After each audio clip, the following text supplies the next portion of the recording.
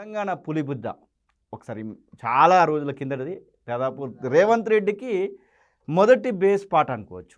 ఆ తర్వాత ఒక 2 పాటలు వచ్చినప్పటికి కూడా ఈ రోజు కూడా తెలంగాణ పులిబిడ్డ అనేది ముందు వరుసలోనే ఉంటుంది. అప్పుడు 2015లో ఉమ్, అన్నకు అదే చిన్న ఇష్యూ జరిగి జైలు అవును. వ్యవస్థ ఉండే కన్నా ఉమ్, అప్పుడు సడన్గా అప్పుడు చరణ్ అర్జున్ అన్న ఉన్నాడు కదా, అవును. అన్న ఫోన్ చేసినాడు నాకు సడన్గా. ఉమ్, ఫోన్ చేసి అప్పుడు ఏంటంటే నిర్బంధం ఇదంతా ఉండే అన్న గవర్నమెంట్ వచ్చింది ఉమ్, ఉమ్, టీఆర్ఎస్ మీరు ఒక గవర్నమెంట్. ప్రభుత్వ ఉద్యోగంలో ఉన్నట్టే ఆ, తెలంగాణ అప్పుడు సాంస్కృతిక ఉండే సారథి అంటే.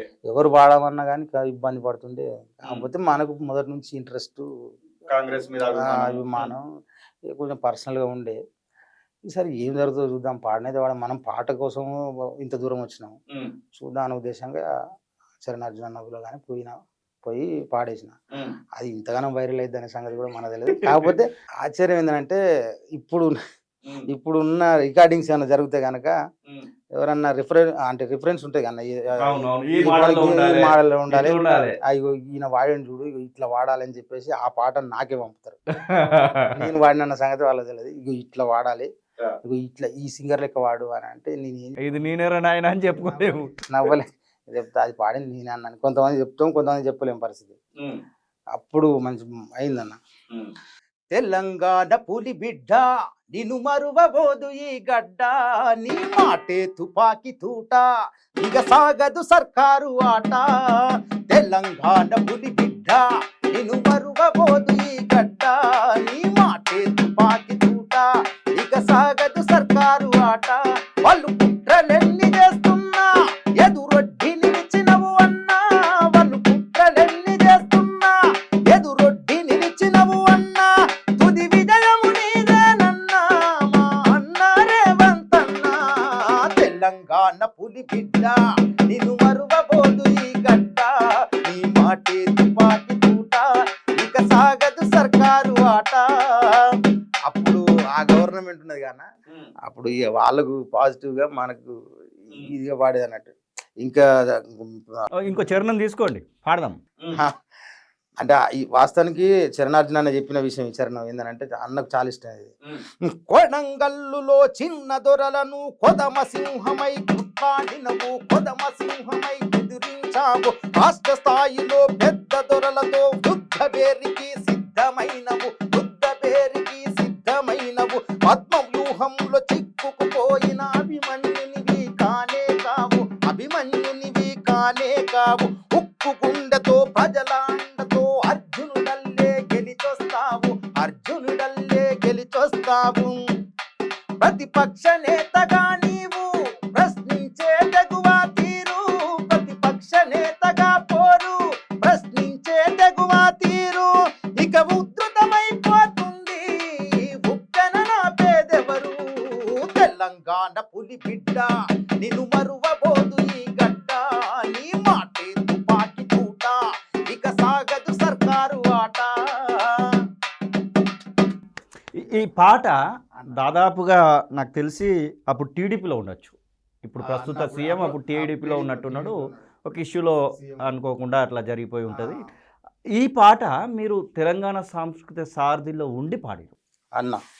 ఏంటి అసలు? అప్పుడు ఉన్నటువంటి కేసీఆర్ ప్రభుత్వం మీపైన టార్గెట్ చేసిందా, చేయలేదా, వదిలేశారా ఏంటి అసలు? అప్పుడు ఎలాంటి పరిస్థితులు ఎదుర్కొన్నారు?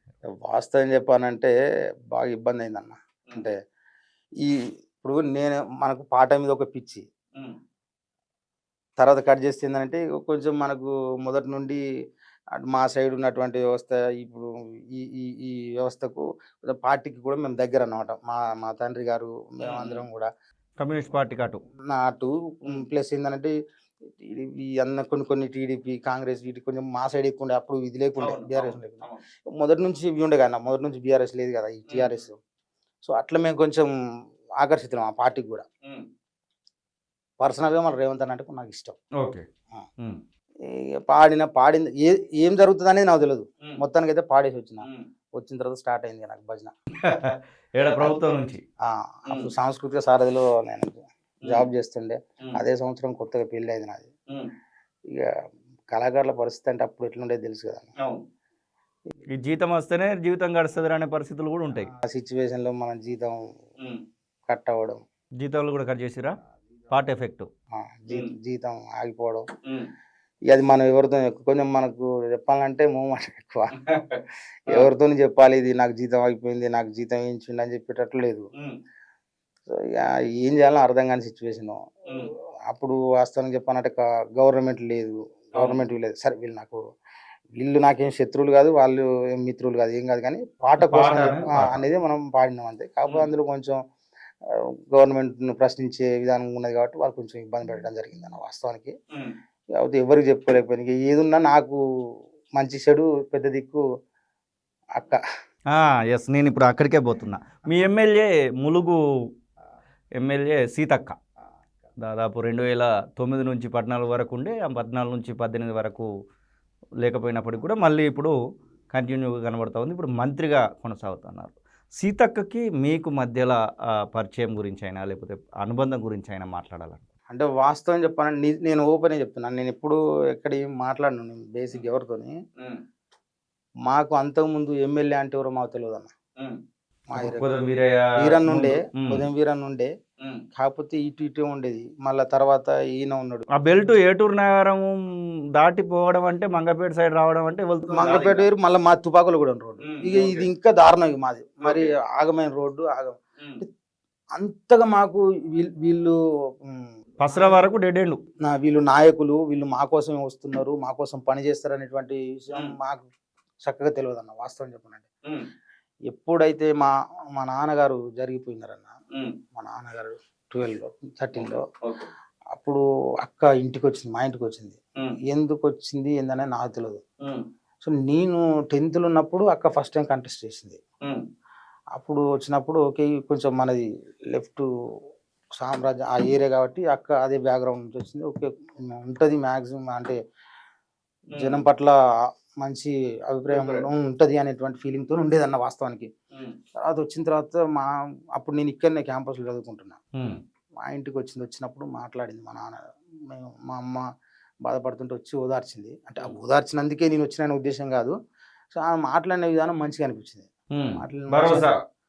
భరోసాగా మీరు ఎవరిమైనా ఎప్పుడైనా, రేపు నేనైనా నువ్వైనా ఎప్పుడు ఏం జరిగేది తెలియదు, ఏదో జరిగిపోద్ది, అదంతా మీరు బాగా బాధపడద్దు. మీరు ఇప్పటికీ గోదావరి ఒడ్డుకు మా ఇల్లు ఉండే అన్న, పాత ఇల్లు, ఊరికే చివరి ఇల్లు మాది. వచ్చి మంచి చెప్పి నా మీద ఇట్లా చేసి ఏం చేస్తున్నావు బిడ్డ అని అన్నది. అంటే చదువుకుంటున్నామ్మా అని చెప్పిన. అప్పటి నుండి నాకు బాగా ఇష్టం అన్న. ఇష్టం నేను నిజంగా చెప్పానంటే అంత మంచిగా తిరిగే నాయకులు అంటే ఓ ఎమ్మెల్యేని కావచ్చు, ఎమ్మెల్యే కంటెస్ట్ చేసే వాళ్ళు కావచ్చు, లేకపోతే ఇంకెవరన్నా కావచ్చు, మా సైడ్ వచ్చిరంటే ఆమెతోని స్టార్ట్ అన్న. ఆమె ఈ చెందులాలన్నప్పుడు అయితే నిజం చెప్తున్నా, చెప్పకూడదు పాపం ఇప్పుడు, కానీ అంటే మీకు సందర్భం వచ్చింది కాబట్టి చెప్తున్నా. అసలు ఆయన మా ఎమ్మెల్యే అన్న సంగతి మా వాళ్ళు ఎవరికి చక్కగా తెలియదు, మా అమ్మకే తెలియదు. మంత్రికి కూడా పనిచేసిండు, చేసిండు, కానీ ఆయన మాకు ఎమ్మెల్యే 14 ఉన్నాడు కదా, అసలు ఆయన ఎమ్మెల్యే అన్న సంగతి తెలియదు. మా ఊరికి వచ్చినప్పుడు అడిగారు ఇందులో ఎమ్మెల్యే ఎవరని. అట్లాంటి పరిస్థితి.